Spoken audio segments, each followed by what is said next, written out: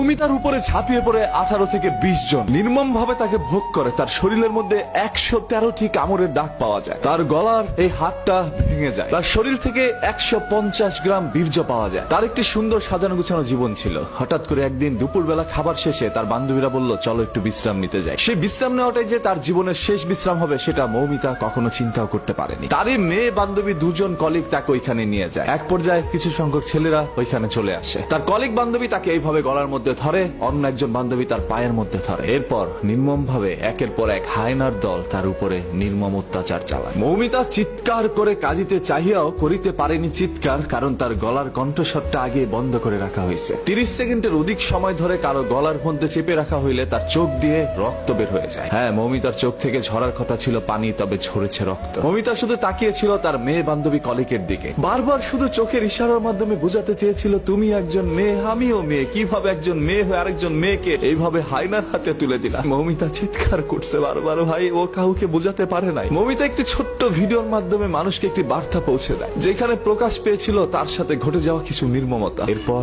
তাকে এই দুনিয়া থেকে সরিয়ে দেওয়া হয়। মৌমিতার সেই ভিডিওর বর্ণনা যদি আপনারা একবার দেখেন, তাহলে আপনাদের চোখ থেকে অশ্রু ঝরে যাবে। আজকে পুরো ভারতবাসী এটা নিয়ে প্রতিবাদ জানাচ্ছে আজকে বাংলাদেশের মানুষ। এবং এই ছবিটি ফেসবুকের মধ্যে ঢুকলেই দেখবেন আপনার সামনে চলে আসছে। হয়তো আপনারা অনেকে পোস্টটা পড়ছেন না, শুধু ছবিটা দেখে ইগনোর করে চলে যাচ্ছেন। হ্যাঁ, কারণ ঘটনা তো আপনার মা বোনের সাথে ঘটে নাই বা আপনার সাথে ঘটে নাই, অন্য কারোর সাথে ঘটলে তো আর আপনার কিছু যায় আসে না। যদি আসলে আপনি একজন মানুষ হইতেন, মনুষ্যত্ব বেঁচে থাকতো, তাহলে অবশ্যই এটা নিয়ে পোস্ট করতেন, শেয়ার করতেন এবং প্রতিবাদ জানাইতেন। গতকাল থেকে অসংখ্য মানুষ এটা পোস্ট করেছে এবং মানুষ আমাকে বলছিল, ভাই এটা নিয়ে একটা ভিডিও বানান। এই সকল বিষয় তো আর মানুষের বলে দিতে হয় না, এমনিতেই চোখ থেকে অশ্রু ঝরে যায়। এই মৌমিতার জীবনে কি এমন ভুল ছিল ভাই? ও তো সুন্দর করে পর্দাশীল অবস্থায় ঘুরে বেড়াতো। ছবিটার মধ্যে আপনারা দেখতে পাচ্ছেন কি সুন্দর একটি মেয়ে। আজকে এরকম হাজারো মৌমিতা আমাদের দুনিয়া থেকে চলে যাচ্ছে, সেগুলো সোশ্যাল মিডিয়ার মধ্যে ভাইরাল হচ্ছে না। ওই সকল হায়নার দলগুলো এখন পর্যন্ত আমাদের সমাজের মধ্যে বিদ্যমান। এবং আপনার এই মেয়ে বান্ধবী কতটা নিকৃষ্ট হতে পারে, আপনার মেয়ে বান্ধবী একজন মেয়ে হয়ে আপনাকে এইভাবে হায়নাদের হাতে তুলে দিতে পারে, সেটা হয়তোবা কখনো আপনি আমি কেউ চিন্তা করতে পারি না। এটা কখনো আমাদের বোধগম্য নয় যে এরকম কোনো কিছু আমাদের সাথে ঘটতে পারে। তার উপরে কোনো না কোনো বাঙালি ঝাঁপিয়ে পড়েছিল, সেটা এই পারের হোক আর ওপারের হোক। আজকে আমি একজন বাঙালি হিসাবে লজ্জিত।